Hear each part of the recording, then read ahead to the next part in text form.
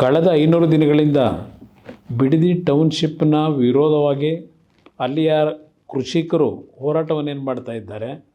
ಆ ಕೃಷಿಕರ ಹೋರಾಟದಲ್ಲಿ ಆ ಸ್ಥಳದ ಮಹಿಳೆಯರು, ಹಲವಾರು ಹಿರಿಯರ ಒಂದು ಹೋರಾಟಕ್ಕೆ ನಿರಂತರವಾದಂಥ ಬೆಂಬಲವನ್ನು ಶಾಂತಿಯುತವಾಗಿ ನೀಡ್ತಾ ಇರತಕ್ಕಂಥದ್ದೇನಿದೆ.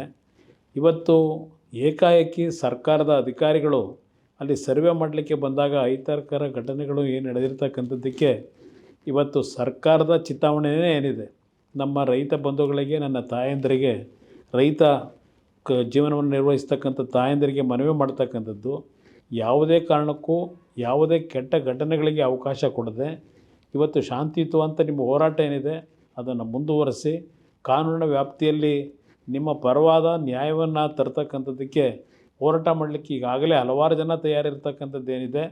ಆ ಹಿನ್ನೆಲೆಯಲ್ಲಿ ನಿಮ್ಮ ಹೋರಾಟದಲ್ಲಿ ಯಾವುದೇ ರೀತಿಯ ಸರ್ಕಾರದ ದೌರ್ಜನ್ಯ ದುರ್ಬಳಕೆಗೆ ನಿಮ್ಮ ಶಾಂತಿಯುತ ಹೋರಾಟಕ್ಕೆ ಯಾವುದೇ ರೀತಿಯ ವಿರೋಧ ಆಗಬಾರ್ದು ಅಂತಕ್ಕಂಥದ್ದು ನಾನು ಹೇಳಲಿಕ್ಕೆ ಬಯಸ್ತೀನಿ. ನಾನು ಈ ಸಂದರ್ಭದಲ್ಲಿ ಪೊಲೀಸ್ ಇಲಾಖೆಯ ಅಧಿಕಾರಿಗಳಿಗೆ ಒಂದು ಎಚ್ಚರಿಕೆಯನ್ನು ಕೊಡ್ತಾ ಇದ್ದೇನೆ.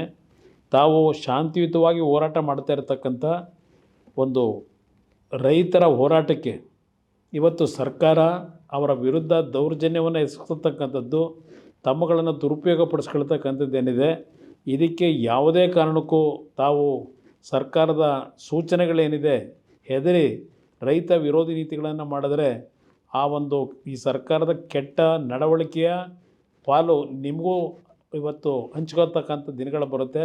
ಅದರಿಂದ ಎಚ್ಚರಿಕೆಯಿಂದ ಇರಿ ಅಂತಕ್ಕಂಥದ್ದನ್ನು ಪೊಲೀಸ್ ಇಲಾಖೆ ಅಧಿಕಾರಿಗಳಿಗೆ ಹೇಳಲಿಕ್ಕೆ ಬಯಸ್ತಾ ಇದ್ದೇನೆ.